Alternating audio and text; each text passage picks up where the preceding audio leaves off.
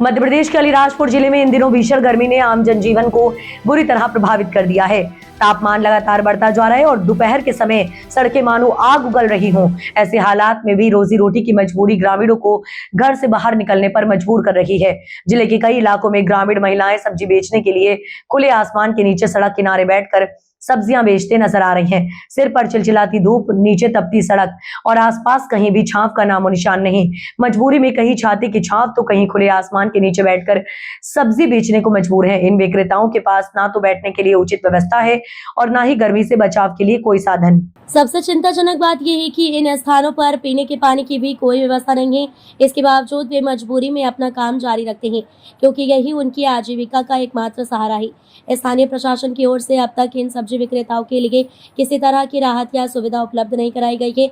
न तो अस्थायी शेड बनाए गए हैं और न ही पानी के प्याव की व्यवस्था की गई है, जिससे स्थिति और भी गंभीर हो गई है। ग्रामीणों का कहना है कि यदि प्रशासन थोड़ी सी भी पहल करे, जैसे छांव के लिए टेंट या शेड और पीने के पानी की व्यवस्था, तो उन्हें इस भीषण गर्मी में कुछ राहत मिल सकती है। अब देखना ये होगा कि प्रशासन इस ओर कब ध्यान देता है और इन जरूरतमंद लोगों के लिए कोई ठोस कदम उठाता है या नहीं। फिलहाल तपती धूप में सड़क किनारे बैठकर सब्जी बेचते ये ग्रामीण महिलाएं अपने हालात से जूझते हुए नजर आ रहे हैं। स्वास्थ्य विभाग ने भीषण गर्मी में धूप से बचने और घर से बाहर नहीं निकलने के लिए एडवाइजरी की जारी। वहीं आपको बता दें कि इस भीषण गर्मी में स्वास्थ्य विभाग ने भी लोगों से घर से बाहर नहीं निकलने और जरूरत पड़ने पर ही घर से बाहर निकलने की एडवाइजरी जारी की है।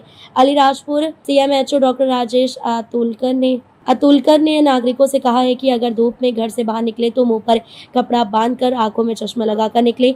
ज्यादा जरूरी हो तो ही घर से बाहर निकले। पानी ज्यादा पिए, जिससे स्वास्थ्य पर कोई प्रभाव ना पड़े।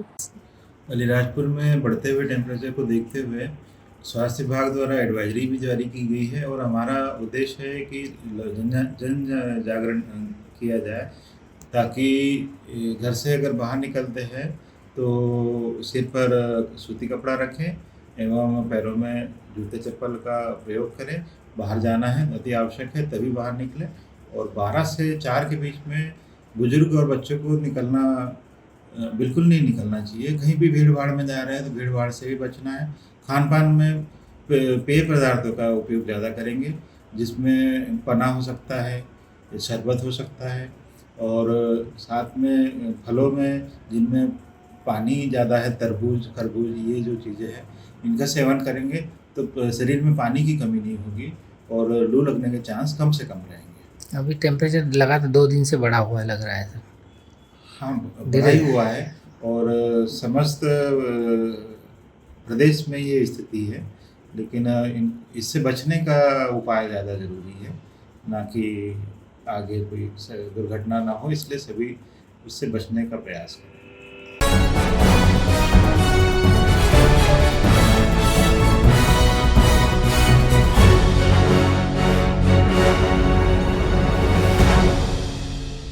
सीवरेज का गंदा पानी पीने के पानी की लाइन में मिल जाने से हड़कंप मच गया।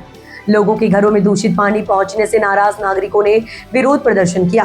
बताया जा रहा है कि शहर के वार्ड 14 कारगिल चौक में नल से गंदा और बदबूदार पानी आ रहा है, जिससे लोगों में बीमारी फैलने का डर बना हुआ है। स्थानीय निवासियों का कहना है कि कई दिनों से ये समस्या बनी हुई है, लेकिन प्रशासन ने अब तक कोई ठोस कदम नहीं उठाया। इस मुद्दे को लेकर आज कारगिल चौक पर विरोध प्रदर्शन किया गया। इस दौरान बड़वानी विधायक राजन मंडलोई की मौजूदगी में कांग्रेस के नेता प्रतिपक्ष नगरपालिका बड़वानी राकेश सिंह यादव के साथ कांग्रेस पार्षदों ने धरना दिया। खास बात यह रही कि प्रदर्शनकारियों ने गंदा पानी लेकर ही विरोध जताया और प्रशासन के खिलाफ जमकर नारेबाजी की। प्रदर्शनकारियों ने प्रशासन से मांग की है कि जल्द से जल्द पाइपलाइन की जांच कर उसे ठीक किया जाए, ताकि लोगों को स्वच्छ पेयजल मिल सके। फिलहाल प्रशासन की ओर से जांच और सुधार का काम नगरपालिका टीम और सीवरेज कंपनी कर रही है। पीछे वाली पट्टी है, सब जगह सीवरेज का पानी मिक्स हुआ। कारण पता पड़ने पर हमने ये देखा कि सभी नलों में पानी तो सीवरेज का आ रहा था। यहाँ जो मुख्य पाइपलाइन है पीने के पानी की, उस पानी के लाइट के साथ सीवरेज वालों ने अपनी पाइपलाइन चला दी और वो सीवरेज जो पीने के पानी की पाइपलाइन थी वो कई जगह से फूटी और ये सीवरेज का पानी पूरा की पूरा उसमें मिक्स हुआ। तो यहाँ के तमाम घरों में जो है वो सीवरेज का गंदा पानी चला गया। दूसरा, ऐसी समस्या वार्ड नंबर 16 में आ रही है, ऐसी समस्या कुछ घरों में वार्ड नंबर 6 में आ रही है, ऐसी समस्या वार्ड नंबर कुछ घरों में 11 में आ रही है और कुछ वार्ड घर में 17 में आ रही है। मेरा ये कहना है कि सीवरेज कंपनी ने इतना बड़वानी को आतंकित कर रखा है। ये किसी की सुन नहीं रहे, किसी की बात मानते नहीं और इनके अमानक स्तर के काम से पूरी बड़वानी की जनता परेशान हो रही है। जो है जगह जगह हमको अशुद्ध पानी मिल रहा है। इस धरने पे बैठे हो आप लोग? हाँ, आज हमने जब बात नहीं सुनी गई तो हम यहाँ धरने पे बैठे हैं। जब तक हमको स्थायी समाधान की बात नहीं बताई जाएगी तब तक हम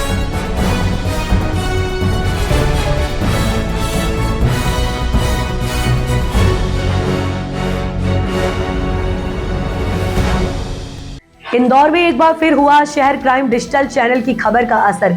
शहर क्राइम डिजिटल चैनल ने बड़ी प्रमुखता से चोइथराम मंडी की खबर को दिखाया था, जिसमें मंडी सचिव ओपी खेड़े को जान से मारने की धमकी दी गई थी, जिसको लेकर इंदौर कलेक्टर शिवम वर्मा खुद पहुंचे।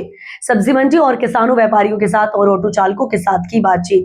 पूरा मामला यह है, 2 दिन पहले मंडी सचिव ओपी खेड़े अपने कर्मचारियों के साथ 8 दिन की मुहिम चला रहे हैं। मंडी में गाड़ियों को लेकर कुछ ऑटो चालकों को ये बात समझ नहीं आई और मंडी सचिव को इतना कह दिया कि जे निपटा देंगे, जिसको लेकर मंडी सचिव ने राजेंद्र नगर थाने में शिकायत भी दर्ज करवाई। ये बात इतनी बड़ी, इंदौर कलेक्टर शिवम वर्मा और एडीएम रोशन राय खुद मंडी में पहुंचे और बातचीत की। बहुत सुकून है वहाँ के लोगों को और किसानों को। नहीं, आप हमारे लिए व्यवस्था कर रहे हो, आपको धमकी मिलेगी तो फिर इनको तो पुरस्कार मतलब वो होना चाहिए। अकेले को रोकेंगे और फिर वो अकेले नहीं, हम सब लोग साथ नहीं सामने भी चल चिंता जाहिर की नहीं चिंता है। आप हमारे लिए कर रहे हो, हम सब लोग आपके साथ ठीक भाई, अपना सब लोग ध्यान रख रहे हैं। व्यवस्था तो सर ये लक्ष्मी नगर मंडी की टॉप लेवल पर है। के अलावा कहते हैं व्यवस्था भी नहीं मिलेगी। इस मंडी में ट्रैफिक की समस्या बहुत विकास है, बढ़िया है, प्रांगण भी बढ़िया है, पानी की व्यवस्था बहुत बढ़िया है और व्यापारियों के भी 2 दिन से मुहिम चला रहे हैं। हमारी चोइथराम मंडी को सुधारने का है। ट्रैफिक की व्यवस्था बहुत खराब कर रही थी ये रिक्शा वालों ने और सवारी आते वक्त उनको बाहर कर दिया हमने गेट। बहुत अच्छा है। हाँ, उसमें शायद आपको किसी ने धमकी भी दी थी सर, इनको थोड़ा सा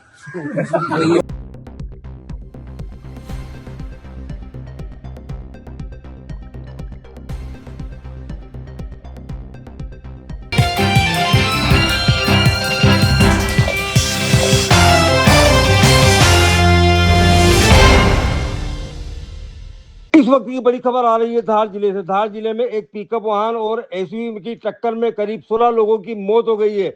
बताया जा रहा है कि पिकअप वाहन में करीब 50 लोग थे और उसके टायर फटने के कारण वो एसयूवी से टकरा गई, जिसमें 16 लोगों की मौत हो गई है और वहीं 30 लोग घायल हो गए। वहीं 3 लोग गंभीर रूप से घायल हैं, जिन्हें जिला अस्पताल में पहुंचाया गया। वहीं धार प्रशासन की ओर से कलेक्टर और एसपी वहां मौजूद है। बता दें कि धार के पास इंदौर अहमदाबाद राष्ट्रीय राजमार्ग पर बीती रात भीषण सड़क दुर्घटना में 16 लोगों की मौत हो गई और लगभग 30 से ज्यादा लोग घायल हो गए हैं। वहां 16 लोगों की मौत की बात बताई जा रही है, जिसमें 11 महिलाएं और 5 बच्चे भी शामिल है। सभी बच्चों की उम्र करीब लगभग 15 वर्ष से कम है। आज सुबह धार के जिला चिकित्सालय में सभी शवों का पोस्टमार्टम किया गया।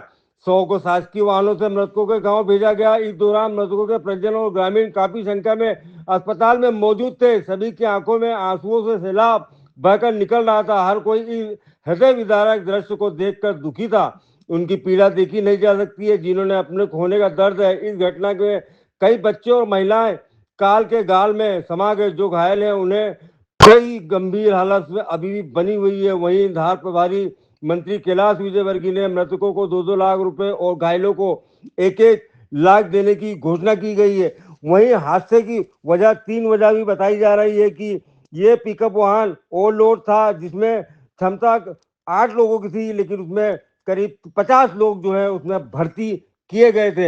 हालांकि जिनको घायल हुए उनका इलाज चल रहा है, लेकिन अभी भी कई लोग गंभीर रूप से घायल हैं।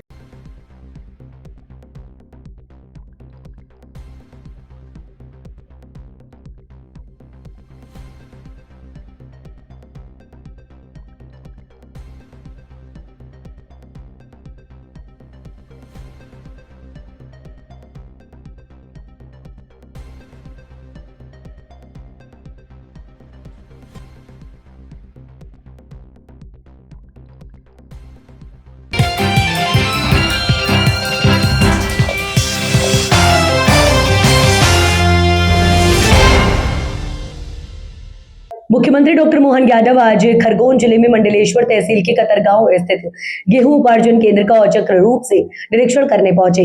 सीएम निरीक्षण के दौरान अधिकारियों से चर्चा भी की गई और किसानों के लिए पानी और छाप सहित अन्य समस्याओं पर बात की गई। सीएम के साथ महेश्वर विधायक राजकुमार मेव एवं जिला कलेक्टर भाव्या मित्तल सहित अधिकारी मौजूद थे। सीएम महेश्वर में रात्रि विश्राम किया। आज सुबह उन्हें जलूद स्थित हेलीपैड से भोपाल के लिए रवाना होना है।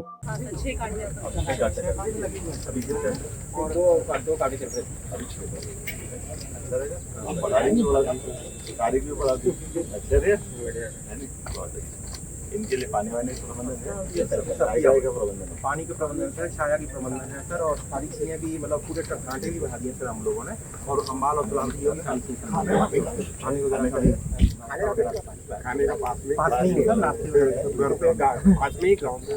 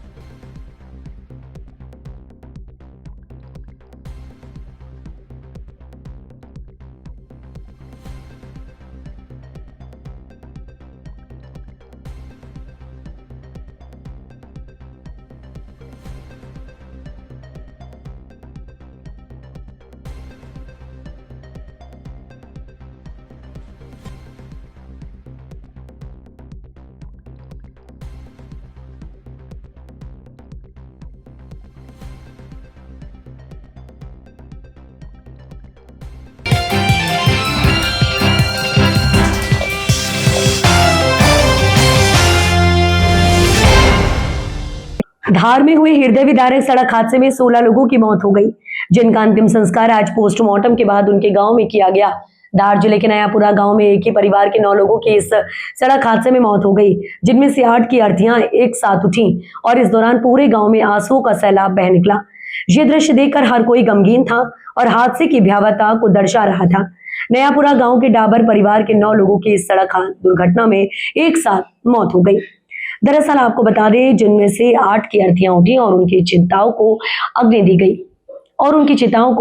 गई। मृतकों में सभी महिलाएं और बच्चे शामिल हैं और एक की मौत इंदौर में गंभीर हालत में इलाज के दौरान हो गई।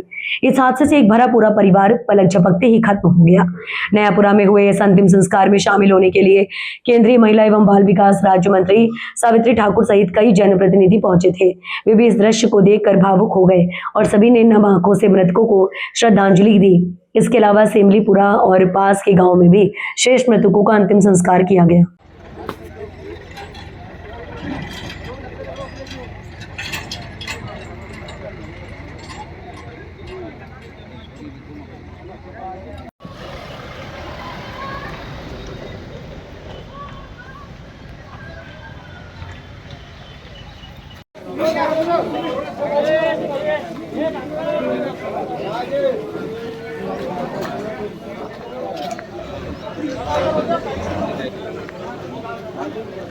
जब आ जाओ ठीक है, अब क्या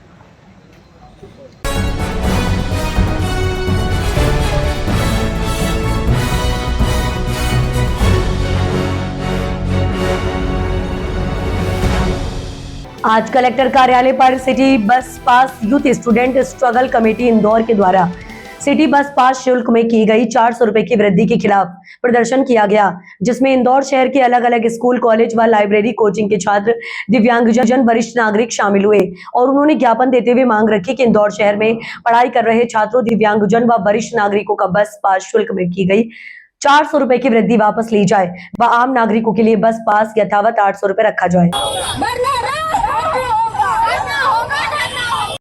जी भाई साहब बताएं, आप किस समस्या के लिए यहाँ पर आए हैं? हम लोग दिव्यांग लोग हैं और स्टूडेंट भी है हमारे साथ में नॉर्मल, हम लोग आज इसलिए आए हैं कि जो सिटी बस के अंदर 600 रुपये इन्होंने अभी कर दिया है पास का हमारा। पहले 200 रुपये लगते थे जो कंसेशन देती थी, और अभी 600 कर दिया। हम लोग बेरोजगार लोग हैं और हमारे को 600 रुपये तो पेंशन ही मिलती है, तो हम लोग कहाँ से मतलब इसका वो करेंगे। और ये सिटी बस की वो है नाइंसाफ़ी सरकार की, जो हमारे साथ में ये दुर्व्यवहार कर रहे हैं। और जो हमें कंसेशन 200 रुपये मिलता था, हमें वही वापस चाहिए। और हम इसलिए यहाँ पर ये प्रोटेस्ट कर रहे हैं कि ताकि हम सभी स्टूडेंट और बेरोजगार लोगों को इसके अंदर फ़ायदा मिले मतलब, और प्रशासन हमारी बात को गंभीरता से ले, क्योंकि हम बेरोजगार लोग हैं। आपका परिचय? मेरा नाम जतिन यादव, दृष्टिवादी।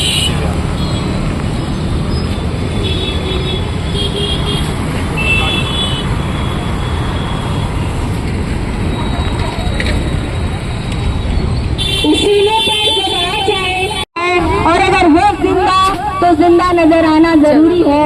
यहाँ से गुजर रहे तमाम इंदौर शहर के नागरिक बंधुओं, साथियों, यहाँ पर जो आप लोग तख्तियां हाथों में देख रहे हैं, इन छात्रों के हाथों में ये छात्र वो छात्र हैं जो अभी इस वक्त किसी ना किसी इंस्टीट्यूट में होते और अपनी पढ़ाई जारी रख रहे होते।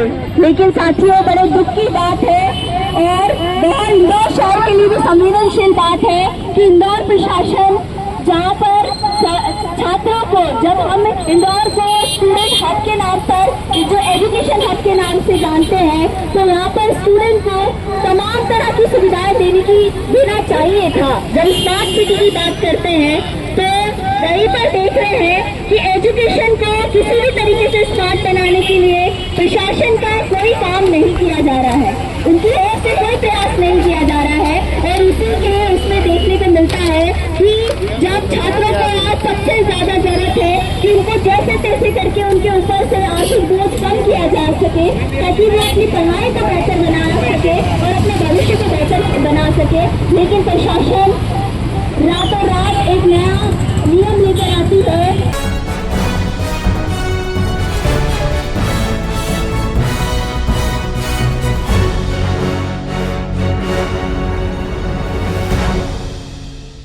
इंदौर के हीरानगर थाना क्षेत्र के रविदास नगर में देर रात एक युवक की चाकू से गोद कर बेरहमी से हत्या कर दी गई। युवक दो गुटों के झगड़े में बीच बचाव करने पहुंचा था और बदमाशों के गुस्से का शिकार हो गया। बदमाश ने उस पर चाकू से ताबड़तोड़ हमला किया, जिससे गुरुवार तड़के अस्पताल में उसकी मौत हो गई। मृतक का नाम मनीष पिता कालू सुनहरे 22 वर्षीय निवासी रविदास नगर है।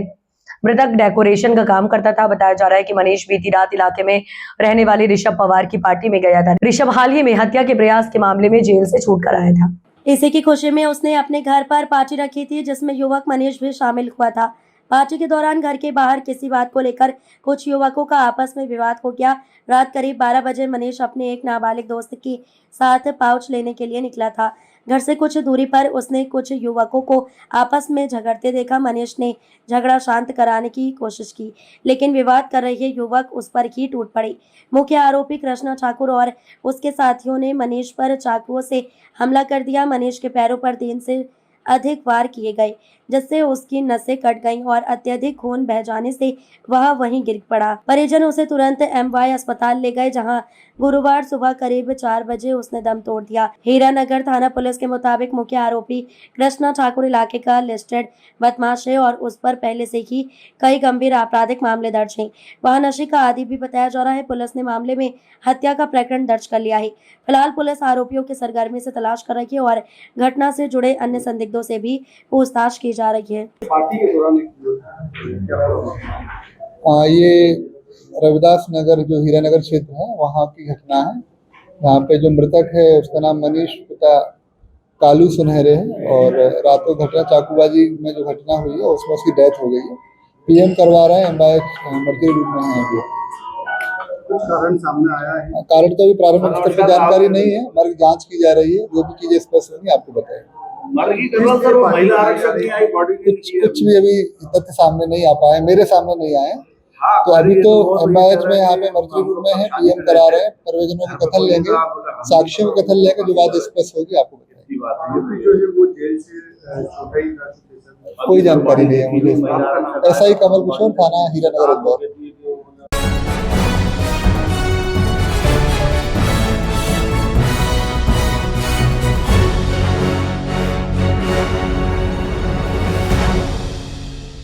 दिन दहाड़े किराना दुकान में चोरी, 10 से 12 हजार रुपए ले उड़े नाबालिग, सीसीटीवी में कैद वारदात। कचरा बिनने के बहाने पहुंचे बच्चे, मौका मिलते ही गले से उड़ाए रुपए। खेड़ा गांव में बड़ी चिंता। औद्योगिक नगरी पीथमपुर के अंतर्गत आने वाले ग्राम खेड़ा में दिन दहाड़े चोरी की वारदात सामने आई है। अज्ञात नाबालिग बच्चे ने कचरा बिनने के बहाने एक किराना दुकान को निशाना बनाते हुए गले से करीब 10 से 12 हजार रुपए चुरा लिए। पूरी घटना दुकान में लगे सीसीटीवी कैमरे में कैद हो गई। जानकारी के अनुसार घटना सोमवार दोपहर करीब 11 से 12 बजे के बीच की बताई जा रही है। उस समय दुकानदार किसी काम से अपने घर के अंदर गया हुआ था। इसी दौरान दो नाबालिग बच्चे कचरा बीनने के बहाने दुकान में पहुंचे और मौका पाकर गले से नकदी निकालकर फरार हो गए। दुकानदार जब वापस लौटा तो गले में रुपए नहीं मिले। संदेह होने पर सीसीटीवी फुटेज खंगाली गई, जिसमें चोरी की पूरी घटना स्पष्ट दिखाई दी। इस घटना के बाद क्षेत्र के व्यापारियों और रहवासियों में भय का माहौल है। स्थानीय लोगों का कहना है कि कचरा बीनने के बहाने इस तरह की वारदातें लगातार बढ़ रही हैं। मामले की सूचना पुलिस को दे दी गई है और सीसीटीवी फुटेज के आधार पर आरोपियों की तलाश की जा रही है।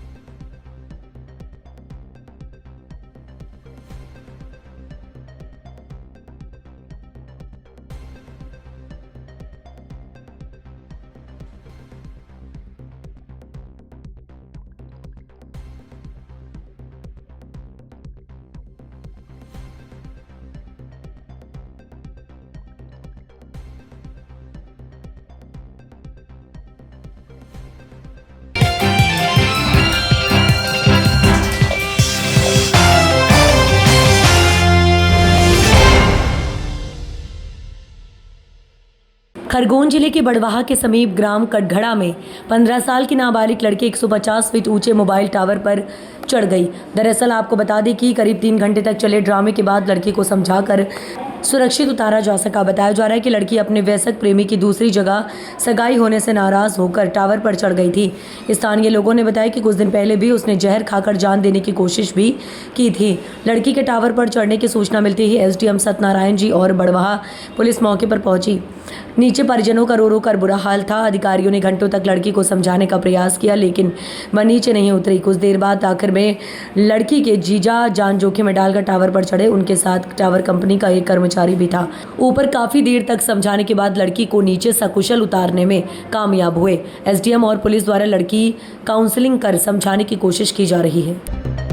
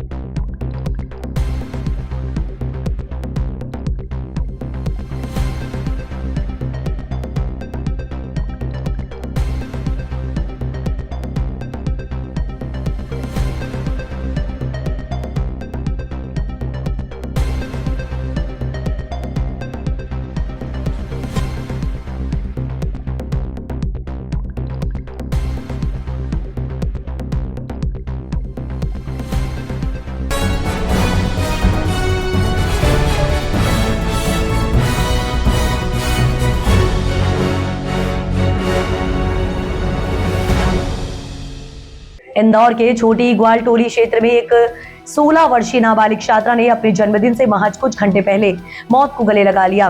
छात्रा अपने जन्मदिन पर नए कपड़े खरीदने के लिए पिता से 5,000 रुपए की मांग कर रही थी, लेकिन आर्थिक तंगी के चलते पिता द्वारा कम पैसे दिए जाने से वह नाराज थी।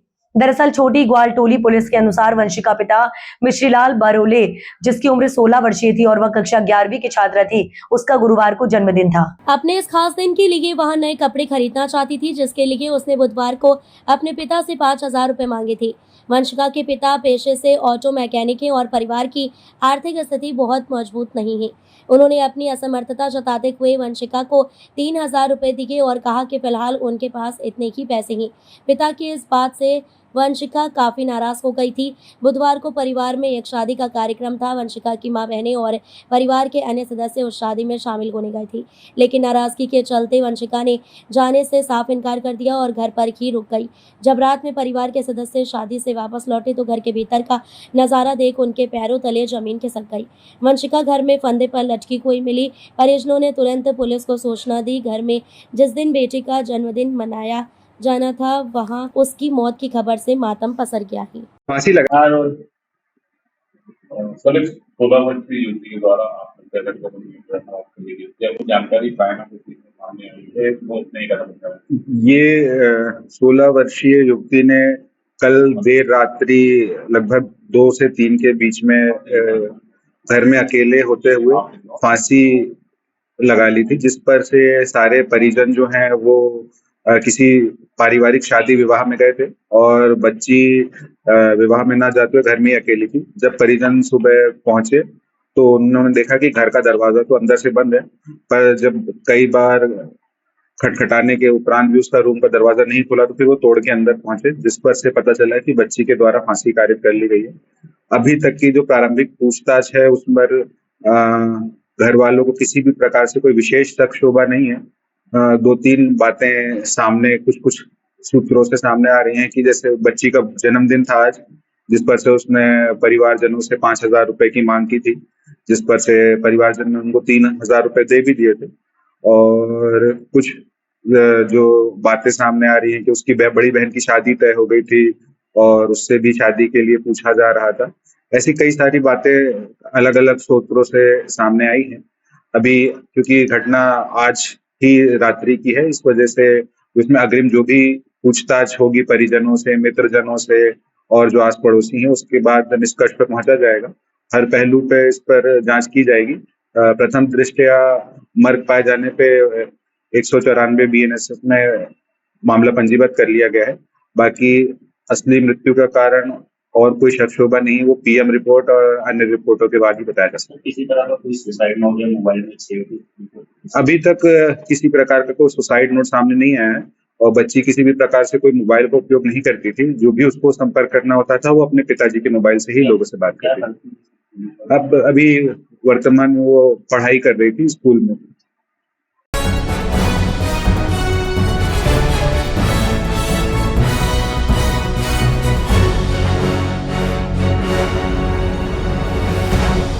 धार जिले में लगातार हो रहे हादसे के बाद धर्मपुरी में भी सख्ती बढ़ा दी है। गुरुवार को धार पुलिस अधीक्षक के निर्देश पर पुलिस थाने के सामने लोडिंग वाहनों की विशेष चेकिंग अभियान चलाया। इस दौरान कई वाहनों को रोककर उनकी जांच की गई। थाना प्रभारी संतोष सिंह यादव ने धार पुलिस अधीक्षक के निर्देश पर चेकिंग अभियान चलाकर चालकों को यातायात नियमों का पालन करने की समझाइश दी गई और कहा कि लापरवाही से लोडिंग वाहन चलाना हादसों का बड़ा कारण बनता है, इसलिए ओवरलोडिंग और नियमों के उल्लंघन पर सख्त कार्यवाही की जाएगी। अभियान के दौरान चालकों को सुरक्षित ड्राइविंग के लिए जागरूक भी किया गया। सर, आज लोडिंग वाहनों की चेकिंग की जा रही है। लगातार देखा जा रहा है जिले में लोडिंग वाहनों के कारण घटनाएं बढ़ती जा रही है। क्या कुछ कहेगा? हाँ, जैसा कि आपको भी पता है और लगातार सोशल मीडिया पे ही चल रहा है कि आज रात में तिरला थाना क्षेत्र के अंतर्गत एक लोडिंग वाहन में कुछ सवारियाँ लेके जा रहे थे। इसी दौरान वो दुर्घटनाग्रस्त हुआ था, कई लोगों की मौत हुई है। इसी तारतम्य में पुलिस अधीक्षक महोदय धार एवं वरिष्ठ अधिकारियों के द्वारा पूरे ज़िले में सघन चेकिंग की जा रही है। जो माल वाहनों में जो सवारियाँ लेके जाते हैं उनको समझाइश दी जा रही है और इस दौरान जो भी वायलेशन कर रहे हैं उनके खिलाफ कार्रवाई की जा रही है।